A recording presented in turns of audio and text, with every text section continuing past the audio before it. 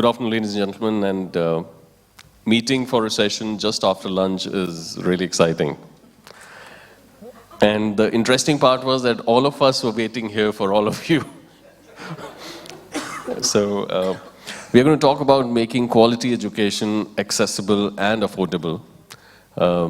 This is something which is very, very important in today's time, especially because governments are coming up with fee regulations. The right to education has brought in more diversity in the classrooms, which was not there 10 years back or 15 years back.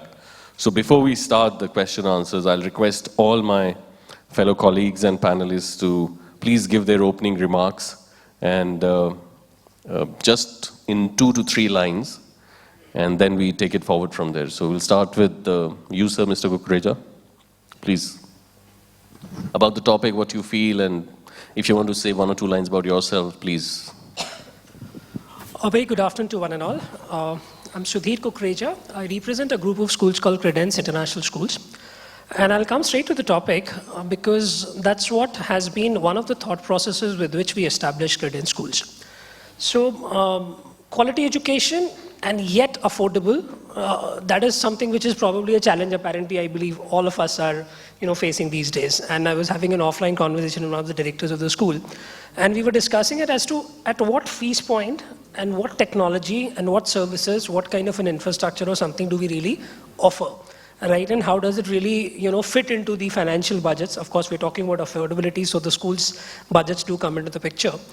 So I believe it probably needs, one, a commitment at the level of the management. I understand that yes, there are, I run about 10 schools across India. And when we sat down to first think of a school, right, as to what we would want to do and how we will want to create and how we will want to position, and then price, that's the final outcome that we eventually thought of. The calculation that we did is typically, I'm sure everybody, each one of us is from the education fraternity and we understand the finances of a school very well. So our understanding was that, the moment we start investing in a school, we normally take about 5 years of an average operational break-even sort of a timing. And I run a school in Hyderabad where we charge about 1,20,000 fees. And I run a school in Indore where we charge only 50,000 fees. But the quality of education remains absolutely same. There's not an iota of change, in terms of the product or the service offering that we have. So how do we achieve it? What we calculated is that when we did the entire mathematics, the only difference that it was making, excuse me, was that maybe that break-even which was about to come in 5 years shifted to 7 years. And that's exactly what was the commitment that I asked my investors for, that if we are game for this, this is what Credence International would stand for. And that's what probably is one thing that I would look at. And then, of course, there are a lot of other ways which we can discuss as we go through. Right, thank you. Gaurav? Hi, good afternoon. Well, making quality education affordable and quality education in school more affordable. I was in previous session in the collegiate side. Even that was discussed there in terms of that how to make even college education more affordable. And hence bring more inclusivity, not per se in terms of the differently abled, but how to provide quality education to all around who can make it, afford that. I think apart from, the entire financial dynamics of setting up a school and running the school and, getting in the ROI and 5 years break even or 7 years break even, I think a lot must be thought of in terms of as to how to optimize the community resources and to utilize those resources to bring down the actual cost of operations in the school is one major factor which I feel can be discussed. At the same time, the second thing which I feel, Skand, we can deliberate a bit upon in this session is how to bring in the government resources with the changing education policies. If we can talk about a bit about how can schools partner with the government, private schools per se, specifically without much of so-called conditions and interventions to make the quality education more affordable to all around. I think that can be taken up. Thank you. Thank you. Mr. Datta? Hello, I'm Sanjay Tata. I represent the Maharana Mewar education institutions from Udaipur, which is Maharana Mewar Public School and Vidya Mandir. When we talk about how to make quality education affordable, the underlying assumption is that quality education comes at a cost. And then the challenges that flow from there on. Now, there was a time when education had nothing to do with costs. Best of education was almost free. So it comes from the motivation from where we are. Are we looking at it from the industry point of view? Are we looking at it from the point of view of setting up an institution? Or we are looking at the quality of education that we are providing, which the government says it is genuinely interested in. So to bring about this synergy, I think these three players will have to be brought together.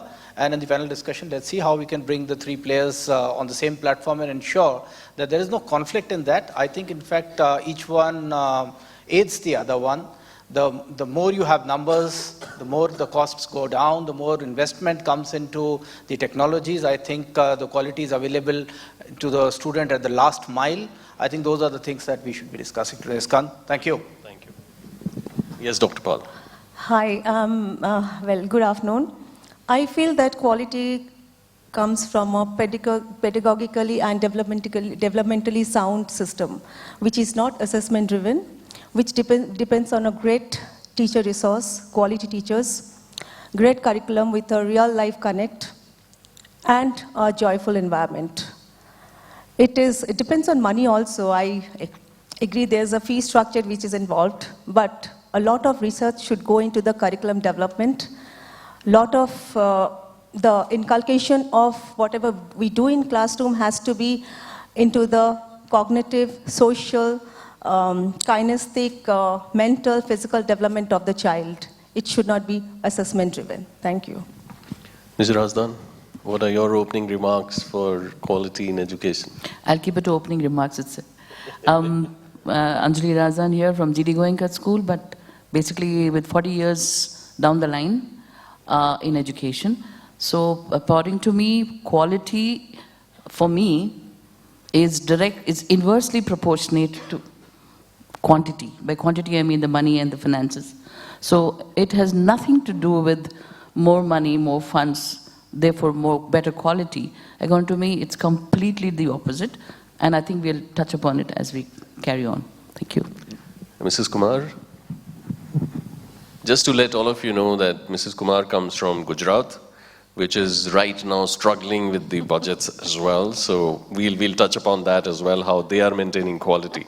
But maybe one or two sentences on your... Very good afternoon to all of you. I am Mrs. Padma Kumar from SGVP International School. As rightly said by Sir, that yes, Gujarat is facing FRC problem.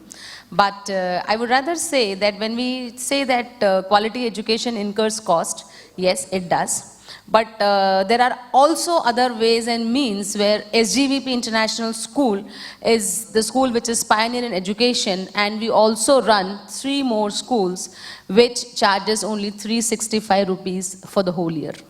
So touch upon it later. Wow. Mr. Chakravorty. Hi, I'm Sourav Chakravorty. I come from Samsung, but yes, all the panelists have talked about cost, and we bring the technology at a cost. But yes, what as Samsung we understand some part of Indian education business, and the solution we make bundled with technology which has a real ROI for the school. Ki once they invest, at least the return of investment comes, and they don't have to again invest within the cutoff line what they have talked about 5 years or 7 years. They can use that equipment or that technology for at least 10 years. Their cost as a overall comes down. Thank you. So Mr. Chakravorty, I'll start the discussion with you. Samsung is a company which talks about quality most of the time. And so what, according to you, because you are a non-educationist in the panel, you've heard all the educationists talking about or giving their opening remark of quality education. So what, according to you, if you have to summarize it, what do you think is quality education? See, for us, when we do an internal assessment, because we do a lot of trainings from our side also, and when we go for quality, we understand as the word called inclusiveness. It's more about interactivity, more about everybody coming together as a collaborative thing, because unless you make the participants or students on a same page with teacher, you cannot have that quality. You can invest on any technology, but unless they are part of that technology, the technology doesn't help. That's my thing. Thank you so much. Mrs. Razdan, ma'am, you have 40 years behind you in education.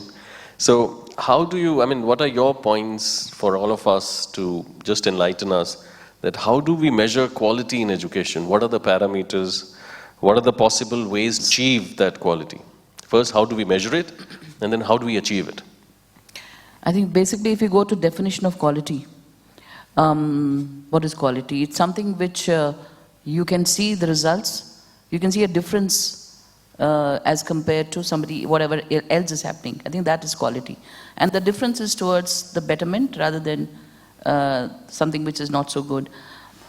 So the quality is not necessarily, if you know the definition and to an extent, I think quality is not necessarily linked to just funds or gadgets or things which might, lead to more money coming in. But quality, according to me, is a human element. I'm talking more of the human part of it, because the deliverables are ultimately done by the people in the school, that's the teachers. According to me, they are the soldiers we have who actually drive a point across. Curriculum being the same, the books being fantastic, everything else is one side, but how do you deliver that to the child so that the child can actually pick up on, even the most perceived dullest child can pick it up and the brilliant child can pick it up, is the way the teacher delivers the goods. So to me, quality is more humane and human rather than machine driven. I think we can take it forward as we discuss it as to how do we get into that part, but I will definitely not agree that quality is directly proportionate to getting more gadgets. Sorry, Samsung being there, but yeah. So Gaurav, I'll come to you. So ma'am, I mean, we have a gentleman who's talking about gadgets in technology, and ma'am has, with 40 years experience behind her, has completely said no for it. So what do you think are, how do we measure the quality in education? Because you come from a school which is a Cambridge curriculum and international baccalaureate, right? So the perception or the way you look at quality may be completely different than where we come from. So what, according to you, is the measure to understand or to analyze the quality in education?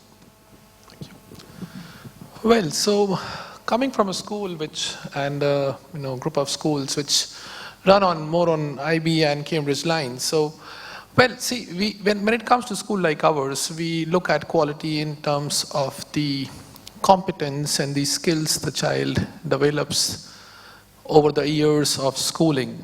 Of course, the content knowledge is important. At the same time, how to use that content knowledge in the real life for decision making, from problem solving to become an effective communicator, and also to take good decisions, have the skills of negotiation, interpersonal relationship balancing. These are the kind of parameters which we look at age appropriately when it comes to the outcome of how well are we grooming the children and how well are we teaching in our classrooms. And when it comes to classroom transaction, the outcome of the good pedagogically driven classroom transaction should be where you are able to nurture the kids not only who are knowledgeable, but also who are emotionally balanced, who are, if I'm not wrong, spiritually enlightened, and of course they have that intelligence factor. So for us, for me to understand quality in education is more about their skill development, their competence, which they are able to manage and balance their lives well. Coming to how to make it, in a kind of affordable, because the topic is being discussed, how to make quality education affordable and make it more inclusive for all income groups, all stratas, and to develop the system which is more universal and affordable to people. So, I mean, we of course need to make it affordable in terms of the fees which the schools charge. So-called good schools, and in India the private schools are considered more or less as good schools. So how can we, and private schools do charge, pretty well. I mean, I would say pretty much rather. So how to make that affordable, and we say that private schools are able to achieve those parameters of good quality education. So how can we make quality schools more affordable? So, I mean, we need to find out the ways by which the expenditure which these schools incur, whether it in terms of the technology, whether it be in terms of, teacher training and development and, delivering the content, in the best possible manner. We need to find out the ways that as to how this expenditure can be shared by all stakeholders. And stakeholders, of course, are school owners, parents, the government bodies, and how can we set up a kind of a model where these kind of costs are being afforded. And quite a few countries like US and UK through their charter schools have proven it time and again that quality education can be made affordable in terms of cost through this kind of partnerships. And even small countries like Chile and Colombia, they run charter schools, and they're the best of the schools, and where all stakeholders put in together to run these schools. Yeah. Thank you. So what I take from your discussion is that fee plays a very important part in delivering the quality education. Now I want to take that to Ms. Kumar, understandably Gujarat. Gujarat has not just done fee regulation like other states are doing as well. Telangana has also introduced fee regulation, but not as rigorously as Gujarat. As an educator, when I initially heard about it, I was just taken aback. I think you can't charge more than 25,000 per annum or something for class 12. So ladies and gentlemen, 25,000 is the cap for science students in 11th and 12th in Gujarat. You can't charge more. So one, there are two questions in it. One, how are you dealing with it? Two, how are you maintaining the quality in education at this low cost? So if you could share a few solutions with all of us, then maybe in future it might help us as well.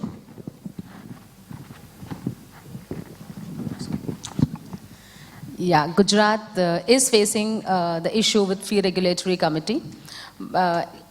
Every school has been asked to submit certain documents to FRC, that is the fee regulatory committee, depending upon the expenditure and the cost that is incurred.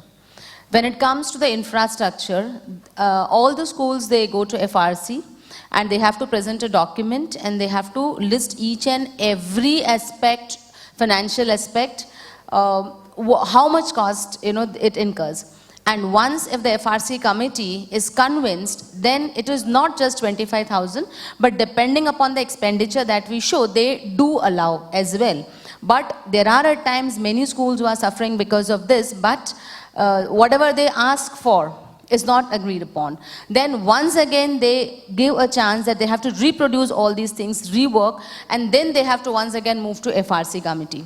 And again, if the school authorities are not convinced, the problem remains as it is, and then they move to state revision committee. Even if they do not receive any solution over there, they move to High Court and then finally Supreme Court. That's what the schools do. So any innovative ideas which you have introduced to maintain the quality which you were doing before fee regulation, and how you're dealing with it now? Currently, my school has a world-class infrastructure, and we are able to, get the fees what we ask for because of the expenditure and the quality education that we give, because we have world-class court. But way back, as I just said, that we have 3 to 4 schools SGVP.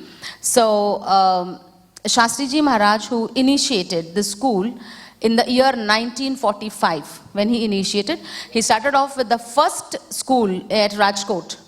And that school, he charged only 1 rupee. And each and every student is given education over there, and all the farmers and diamond merchants of Saurashtra, they came together and funding was done by them. And that's how the school came into existence. The school began with the 70 students, and now there are 3,000 students, but still the fee is only 1 rupee and 365 rupees for the whole year. Other than that, we also have one more school in Droneshwar, which is only for girls, and girls of all the villages. So since this initiative he took in the year 1945, now all the students who have passed out since, they are NRIs and they fund. So that's how certain things are managed, and even they give service to the schools, and like even the schools, SGVP has graphic designing also, which is one and only one in Ahmedabad. So these things are always catered by the students who were ex-students or the alumni. They come forward, and that's how it reaches out everywhere, because most of the students are in US, UK, Canada, and they contribute to the organization that way. All right, thank you. Well, that's an amazing. Yes. So one of the solution which I take from your discussion is philanthropic, contributions. If you reach out to people, maybe industrialists and so on and so forth. Dr. Bal, that brings me to you. You run a school, or I guess a few schools in Bhubaneswar. No, not few schools. It's international school, then there's a tribal school, then Yes. there are universities. So my next question is related question, that how do we take this quality education to the rural settings, to the schools or the children who can't reach out to us? And why I'm asking you this question is because you have one international school. Yes, we have one and then international school, which is absolutely, there's no compromise when it comes to fee and then you are involved in the tribal schools as well. Which has 30,000 students, where there is totally free fooding, free education and free housing, boarding, everything. So what happens, we usually support, the way she said, the alumni support. So we support, the university supports the tribal school. But if you tell me that, like, if we have to go back to the rural India, where education is, if education depends on 3 areas, that is access, equity and excellence, the excellence part is not there. Equity and access has happened because of the 21A article of the Constitution, Sarva Shikshya Abhiyan. But when we look at the AACS survey, every year the AACS survey talks about the reading challenges and the comprehension challenges, which is in a dismal condition. So we have adopted few Anganwadis, and it's also in a dismal and lamentable situation. I believe in a PPP situation, where you partner with the government, and the government helps us with the fund. The government has to fund it. It is a merit code. So government has to be supporting the private body when it comes to upskilling teachers, upskilling curriculum, upskilling the infra, upskilling everything possible, so that we have joyful education, we have the curriculum in place, we have the objective in place, we have the outcome in place, we have the profiling of each and every child in place. It's not just about, the fee structure. It's also about how we formatively assess each and every child at the completion of each and every unit. So it's just not about assessment driven. It's just not about your subjective exams getting over and you are done with it. It's about how you deal with each and every child in the classroom. So that is what I feel, like it has to be a PPP affair. Wow. Mr. Kukreja, you are co-founder of a group of international schools in Mumbai, right? All right. And Mumbai is a commercial hub of the country as well. So do you think, after hearing our fellow panelists, that is quality expensive? And if yes, no, why? And if no, why? Well, you know what? I was listening to Ms. Razdan, and of course, the lady next. And I was reminded of a statement which was made by one of my long-time mentors, that's Mr. Sunil Handa. Happens to be the owner of one of the finest schools in India, that's Eklavya in Ahmedabad. I guess a lot of people would have heard of it. And he's also the head of entrepreneurship cell at IIM Ahmedabad. And he nurtures a lot of entrepreneurship across India. And he made a statement to me that anything which is good quality and you do not price it well, it will never be valued. Yeah? So I have a disagreement, and when you say that the quality and the price are really not inversely proportionate or something you said. I believe there's a direct correlation between the quality and the price you pay for it. I'll give you a quick example, something that you can simply relate with very, very quickly. Where will rural India get the money from? So, Where will rural India, where 70% of our children are there? agreed. So where will they get the money from? So, ma'am, understand one thing, that quality has multiple parameters, quality has multiple definitions, correct? I'll give you two quick examples of, I was just about to come to that. We all are sitting for a conference right here in a 5-star hotel in the city of Hyderabad. Why not a 3-star? Why not OYO rooms? No, absolutely. So let's ask the organizers. Let's do a little bit of an introspection, right? Because of the fact that this is at such a platform, it becomes an attraction. I'll ask you the next question, which we have to answer. Half of the people sitting here boast of a 5-star campus, including me. Well, not all of them. Right? I said half of them, right? I knew this is going to come, but that's what it is. That's what we are pitching. And at the cost of maybe sounding a little, unethical and whatever the tag might come in, that's the reality. That's exactly what the parents are demanding. My question is, where will rural India get the money from? So I'll come to that. So before I finish, I'll come to that part as well. So what I'm trying to tell you is the quality has different parameters every place. I was just speaking to somebody before this conference, panel started. One school building in Mumbai cost me 100 crores. Just the land I'm talking about, forget building and everything. So if I have an aspiration to run a school, do I put in those 100 crores or I don't put in? I'm not Bill Gates who can probably create a 100 crore campus in every city. In last 10 years, we've created 10 campuses, 2 in Hyderabad itself, which have costed us 30 crores. Do I do a charity for it? No. So let's understand that each one of us is actually, and by the way, I run a school in a rural city called Beed. I run a school in a rural city called Jalna, which is very small. So, and my fee structure there is just about 30,000. Aurangabad, I charge about 1,60,000. So there are different levels, there are different customers, there are different parents, just like any other business. So I think one of the most unfortunate part in our country today, which may be at this panel and at a little different, I work with Startup India, with Government of India, a lot of stages, is, the Gujarat episode is a live example in front of us. If we don't have the funds, and we were just talking offline, if we don't have the funds, where do you get the quality from? I mean, come to the teachers. If you don't pay a good teacher, you're not going to get good teacher. And I'm sorry to say this, I've been into this industry, met about 5,000 plus teachers. A fresh engineering graduate in India, passing out of Pune, Hyderabad, Mumbai, Bangalore, all IT cities that we have, has a salary, starting salary, which is 4 or 5 times the average salary of an Indian. 4 years down the line, after coming out of an engineering college, a graduate earns more than the principal of half of India. So where would that people come in from? We are talking the same thing. I agree with you. Like when it comes to, I meant that when it comes to rural India, I'm talking about the government. The budget which came out right now, 1% hike in higher education, 5% hike in primary education with no mention of ECC, early childhood education and care. How many of us in rural India, supposedly you have opened a school in rural India. Do you have a nursery school preparedness 3 years before? 3 years before grade 1. So we do I'm have talking about schools. ECC. None of the schools I'm talking about Anganwadis. I'm not talking about anybody, on the private schools. Yeah. I'm talking about Anganwadis. So I think we are on two different perspectives. I was just discussing with sir before the session. I run a school which has an iPad for every child, in every classroom.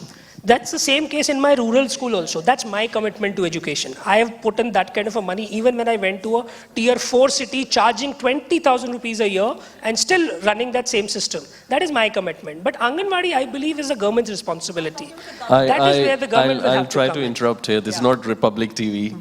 And nor is Arnab Goswami here. I think... So I'll take that point. All your points are very valid. That yes, for quality education, as the old saying goes, that the more sweet you add, the sweeter it gets. However, there's a gentleman sitting next to me, Mr. Datta. I have visited Mr. Datta's school in Udaipur, and it's a beautiful school. I think not the 100 or the 200 crore investment school, but there is some quality which I have seen in that school personally. So I'll tell Dr. Datta to take the lead from where Mr. Kukreja left. And how are you turning it around in that city of Udaipur where you may not get the kind of support which Bombay will get? Please tell us. Thank you, Skand. Well, yes, the trick is how do you land the balance, because 100 crores required, working in tribal areas. Ma'am was talking about an initiative started in 1945. So I've always maintained that in education there are horses for courses. You've got to decide what kind of education and what kind of quality you're talking about. School education in India typically started as community efforts. Now today it is, believe me or not, it is true. The community that you cater to, the promoters that you have, decide what is the quality for them. So if you are talking about corporate India, yes, their kids need to have a tablet in their hands, otherwise it is not a quality school. You may still get people cracking the IAS from the rural areas where quality is that the student gets basic solid knowledge and arrives at a level which his forefathers could never think of. So I think rather than debate over which model is successful, we should look at each segment and talk as to how they have best leverages the resources they have. Now that experience comes from what Skand mentioned. I mean, we operate out of a building which is more than 300 years old. It is situated in the city palace of Udaipur. It is an initiative of the royal family. And the first foray in education was in 1864 when they started Balika Vidyalaya. And when we talk of girl education today, remember in 1864 it was an exclusive girls' school. And the great thing is it still runs till today. So it is possible to start very basic, remain basic, and yet achieve what is perceived as a quality by the clientele base that you choose to serve. I say choose to serve. Because the temptation today for every school is at the beginning of, and when I say every school, I say majority, is that beginning and the launch of every session, you put a new board outside saying that this is the technology, this is the new thing that we are doing in the school, and therefore the price hike. Now Rajasthan also has a fee determination committee that has been come in. There's a regulatory board in place, and we do struggle against that. But then I'll just talk about, we have kind of gone around that.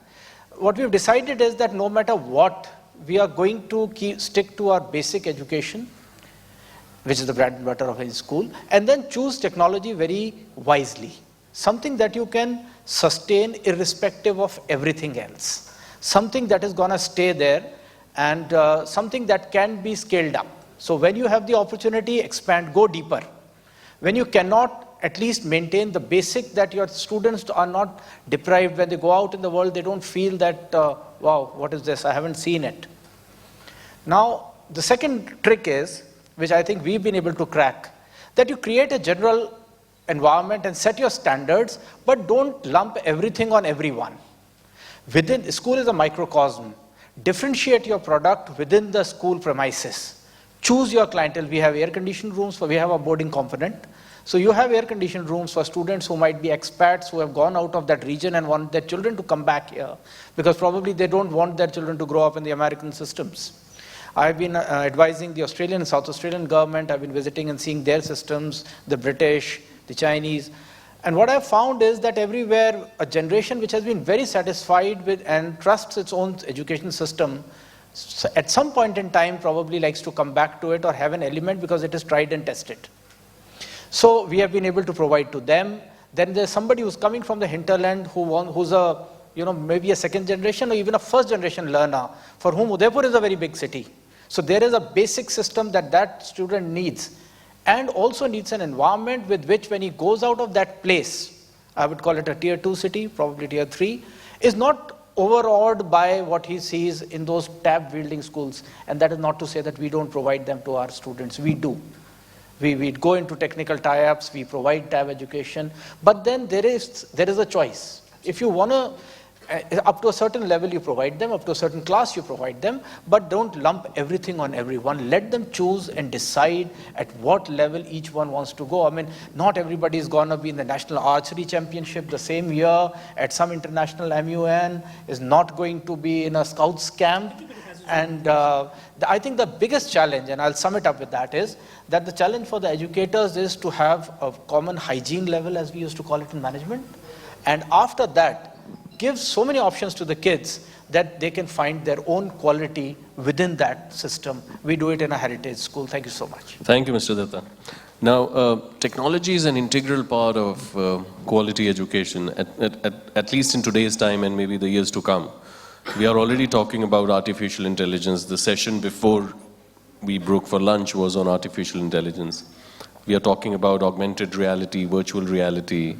So, Mr. Chakravorty, this question is to you because you come from Samsung. You represent the technological side of it. I'm sure you are doing quite a lot of things in technology, in education, and you are bringing it out.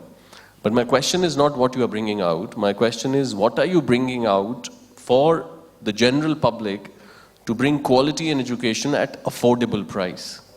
Because even the private schools in most parts of the country have to follow right to education, which means 25% children come from very humble backgrounds.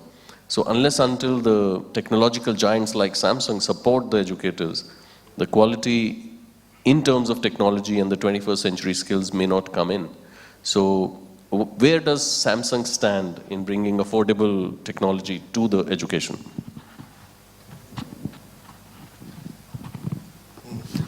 So thank you for asking this question. Yes, Samsung, being a corporate, understand its CSR's responsibility, and we every year add up a smart classroom, which we call, from us to government.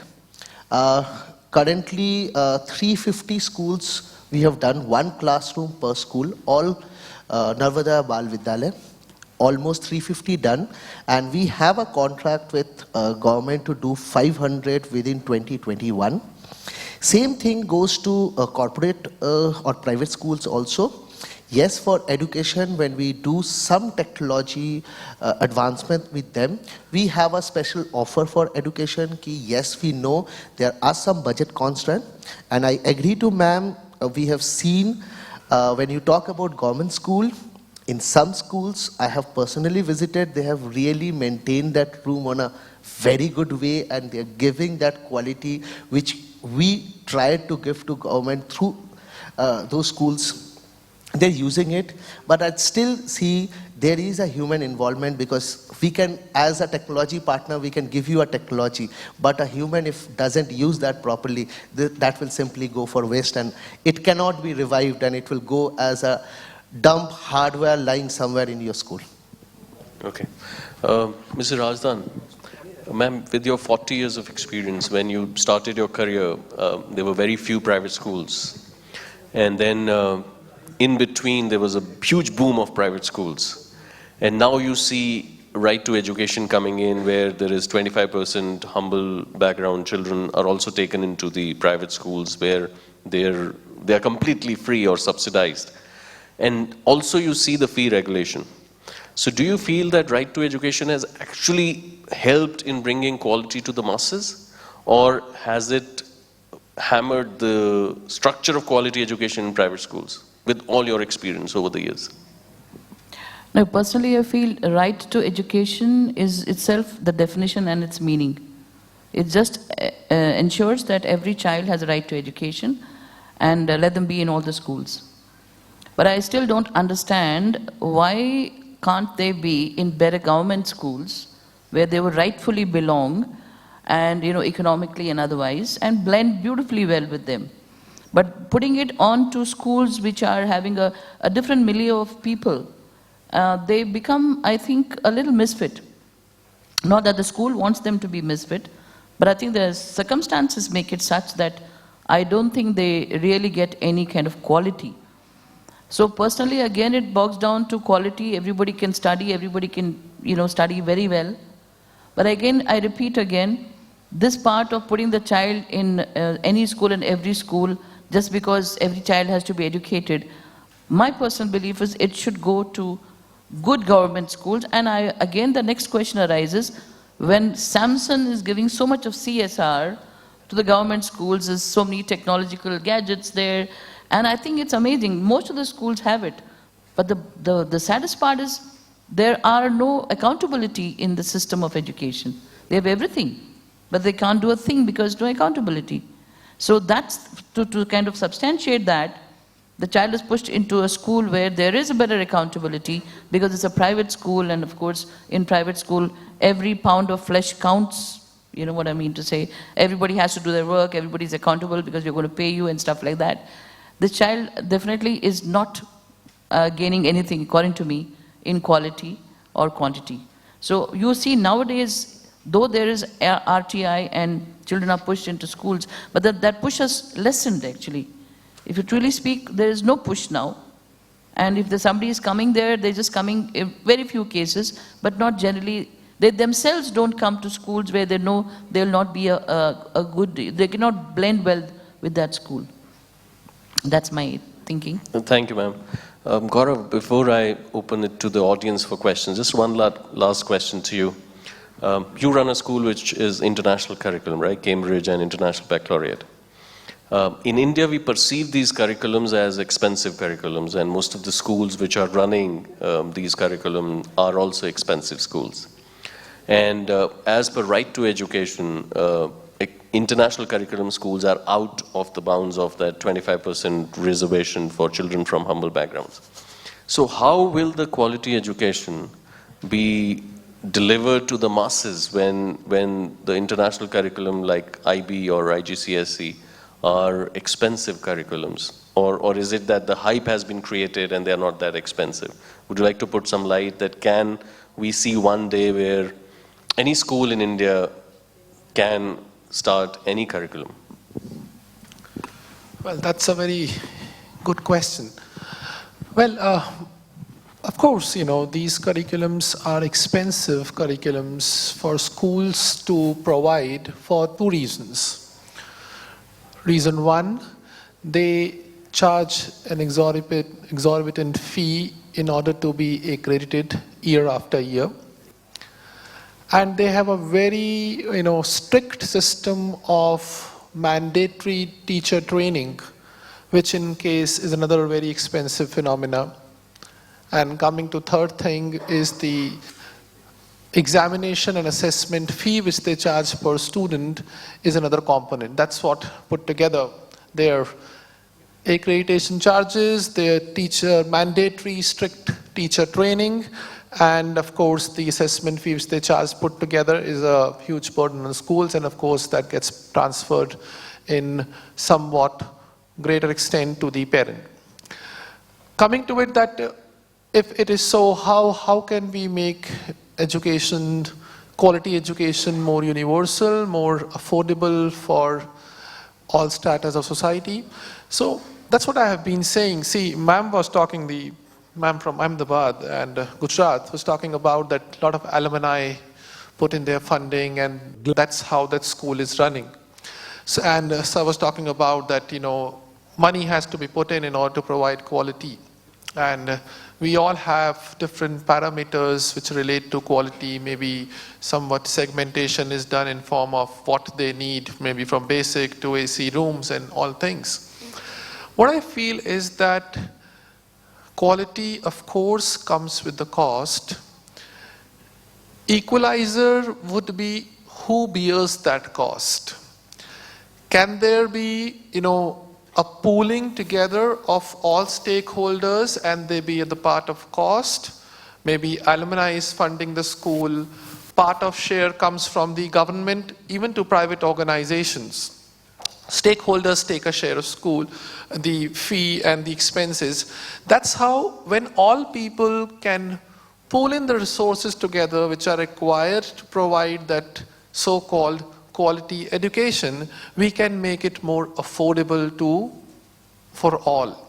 We can make it, the education, more inclusive for all, income groups in the society. That's how I believe it can be done. Because nothing will, you will not get things for free.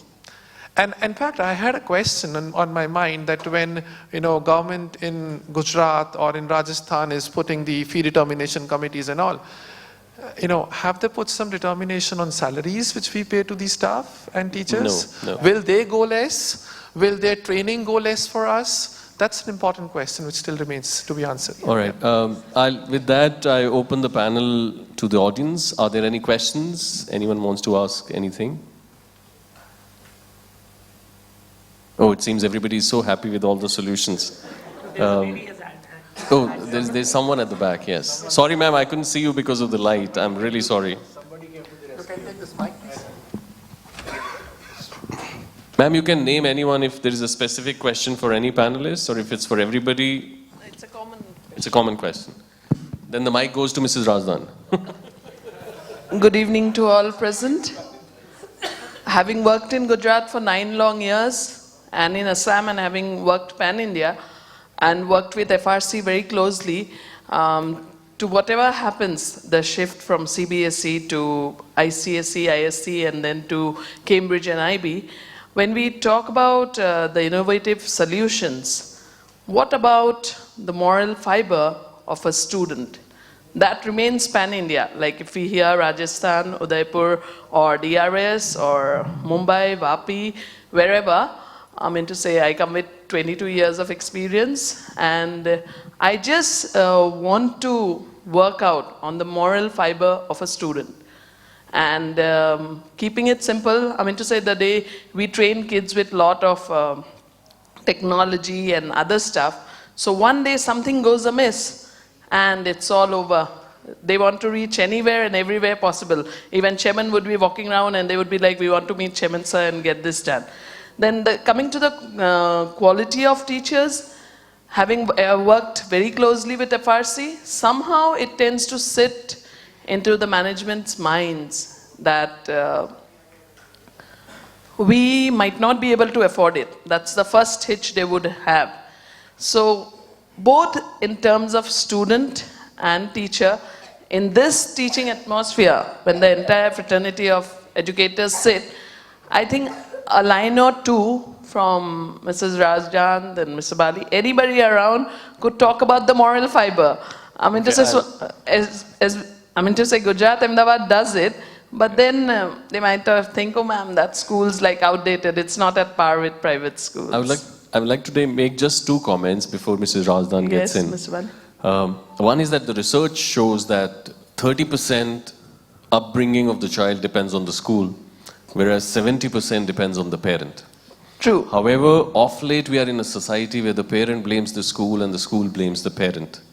I personally feel that both school and the parent have to take the 100% ownership of teaching values, ethics, morals to the children. Coming on the faculty side of it, if you go 10 years, 15 years, 20 years, or 40 years back when Mrs. Razdan started her career, the teachers were of very, very high quality. And it was not because there was some high-end technology to them. It was not that there was some high-end workshops or such conferences were given to them. There was a hand-holding by the senior faculty of the junior faculty. True. There was grooming, there was mentoring, which was very, very aggressively taken up. I think that is lacking in today's time. So if we convert our educational system or schools in that mode where there is regular mentoring happening by senior students of junior students, senior faculty of junior faculty, and it doesn't need money. Exactly. So definitely it will bring that quality, because sharing allows you to grow. So I think that is one point, and now I hand over the mic to Mr. Rightly said. I mean to say it's well done. Like I teach English, but when I ask a student to draw lines, they might think it's not possible nowadays. The printed line is always there. But then when you draw the line with a pencil, it's just a small difference that would make major changes. I couldn't agree less with what Mrs. Skand Bali has said, 100%, 110%. And now that they're all telling me 40 years of experience, I better go back in time. I'm a product of a convent in Mumbai, True. where the teachers and the principals and everybody was a nun. And they were called mothers and sisters and whatever else. And it was a typical convent, you know. But then the people were all Irish and stuff like that, you know. And people were all first generation learners. I'm a product of that. When I'm a product of that, I feel I'm a completely balanced individual right now. I'm not too hyperactive, I'm not too bad. I'm perfectly okay, and I'm capable of giving advice at this time, because I think I got the strong bearing of my schooling.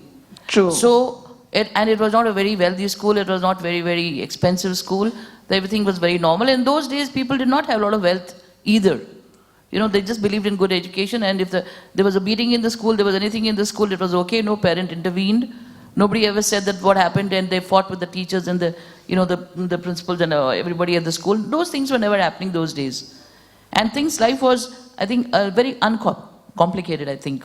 But today's scenario is very different, extremely different. I mean, you can't even say how different it is if one has to see the transition from then and now. Now.